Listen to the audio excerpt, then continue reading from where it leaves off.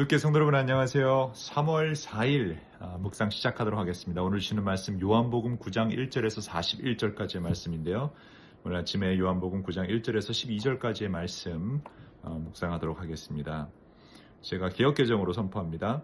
예수께서 길을 가실 때에 날 때부터 맹인된 사람을 보신지라 제자들이 물어 이르되 라삐어 이 사람이 맹인으로 난 것이 누구의 죄로 임하니이까 자기니이까 그의 부모니이까 예수께서 대답하시되 이 사람이나 그 부모의 죄로 인한 것이 아니라 그에게서 하나님이 하시는 일을 나타내고자 하심이라.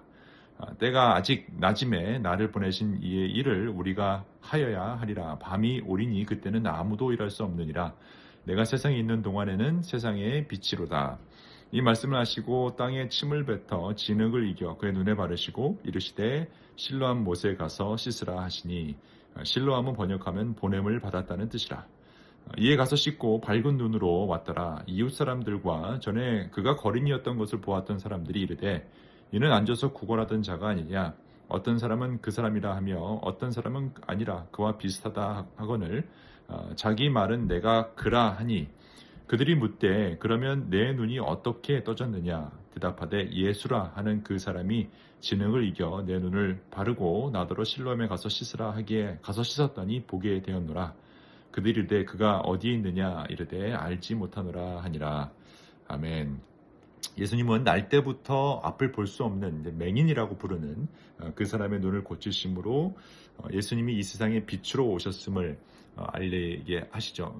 굉장히 과학적인 거죠. 빛이 있어야 볼 수 있기 때문인데 그 맹인의 눈을 띄게 해주시면서 내가 이 세상에서는 빛이다 이렇게 말씀하셨어요. 그리고 왜 진흙을 사용하셨을까? 이것도 굉장히 중요한 포인트인데 새 창조의 모습, 하나님 인간을 창조하셨을 때 진흙으로 사람을 빚으셨죠. 근데 그 다시금 재창조의 모습을 보여주시는 사건이 바로 이 사건이었습니다. 세상은 온통 흑암뿐인 공간이었죠. 그런데 그곳에 빛이 있으라 하시니 빛이 있었고 그 다음에 천지창조가 시작되는 것처럼 지금 사실 죄로 인해 우리는 다 무지한 인간들이고 다 한 치 앞을 볼 수 없는 사람들이죠. 우리가 두 눈을 가지고 있다고 해서 다 볼 수 있는 게 아니죠. 여러분 빛이 없으면 깜깜한 어두움 속에서는 다 똑같은 맹인입니다. 우리는 볼 수 없습니다. 빛이 있어야 볼 수 있기 때문이죠. 그러니까 예수 그리스도가 우리가 무엇을 보는 데 있어서 굉장히 중요한 분이시죠. 그러니까 여러분 우리가 눈이 있다고 해서 다 제대로 보는 사람이 있는 건 아니고요. 예수가 있어야 예수님을 우리가 온전히 믿어야 이 세상을 바르게 볼 수 있다라는 것입니다. 맹인으로 태어난 것이 부모의 죄냐 그 맹인의 죄 때문이냐라고 물어보는 사람들의 그 심보가 참 악합니다. 그러니까 이 사람들의 온통 포커스는 누구의 죄를 찾는 거예요. 누구를 심판하는 거예요. 근데 예수님이 명확하게 얘기하시죠. 그게 아니라 하나님이 하시는 일을 드러나고자 합니다. 여러분 하나님은 우리를 통해서도 이를 드러내시려고 하는데 어떨 때는 진짜 눈을 감아야 보이는 일들을 하나님이 우리에게 알려주십니다. 우리가 아무리 눈이 좋아서 비전이 20/20이라 할지라도 정말 하나님 보여주시지 않으면 못 보는 사람들이 너무 많아요. 이 세상에는 아직도 어둠 속에서 영의 눈이 감겨져 있어서 보지 못하는 사람들이 많이 있는데 그럴 때면 차라리 눈을 감고 하나님께 온전히 의지했을 때 볼 수 있는 그 능력을 달라고 하는 게 훨씬 더 유익할 것입니다. 예수 그리스도가 빛이기 때문인데요. 그런 면에서 사실 저는 우리 교인 중에 굉장히 존경할 만한 분이 계시죠.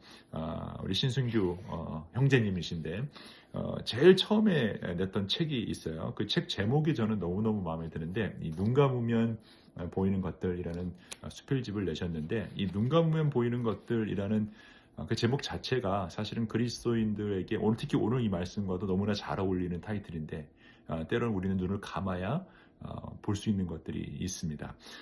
그 중에 제가 오늘 나누고 싶은 것이 있어서 짧게 나누고 싶은데요.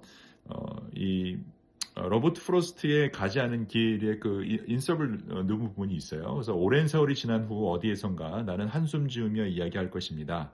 숲속에 두 갈래 길이 있었고 나는 사람이 덜 다닌 길을 택했다고 그리고 그것이 내 인생을 완전히 바꿔놓았다고 요거를 신승규 형제님이 인용하셨는데 그리고 나서 뒤에 가보면 페이지 187쪽에 이렇게 고백을 합니다. 나는 은혜를 베푸는 삶을 택할 것이다. 감사하는 삶과 영적 훈련을 하는 삶은 나를 위한 것일 테지만 은혜를 경험한 사람이 그것을 다시 베푸는 삶을 살아간다는 것은 나 혼자만을 위해서라기보다는 다른 이들을 돕는 삶을 산다는 뜻일 테니까. 두 가지 갈래길에서 그 길을 택했는데 은혜를 베푸는 삶을 택했다.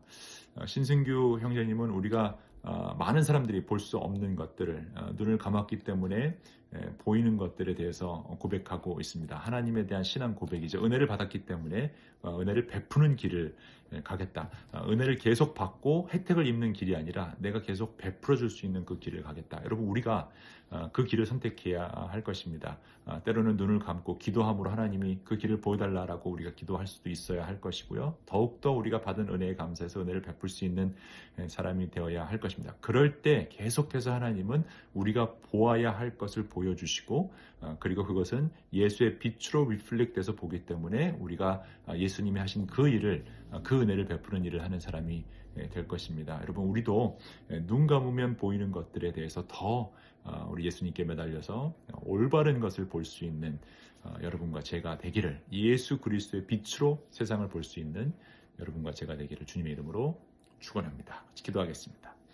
하나님 감사합니다. 오늘 또 귀한 말씀을 통해서 눈을 감았을 때 보이는 것들에 대해서 예수 그리스도의 빛을 통해서 바라볼 수 있는 은혜에 대해서 같이 나누었습니다. 하나님, 저희에게 그 영안을 허락하여 주셔서 예수님을 통해서 이 세상을 바라보게 하시고 내가 받은 그 은혜에 감사해서 은혜를 계속 받고 은혜만을 누리는 길이 아니라 그 은혜를 베푸는 길을 걸어갈 수 있도록 저에게 용기와 지혜 허락하여 주옵소서. 예수 그리스도의 이름으로 기도합니다. 아멘. Light on, do good. 오늘도 따뜻하게 화이팅입니다.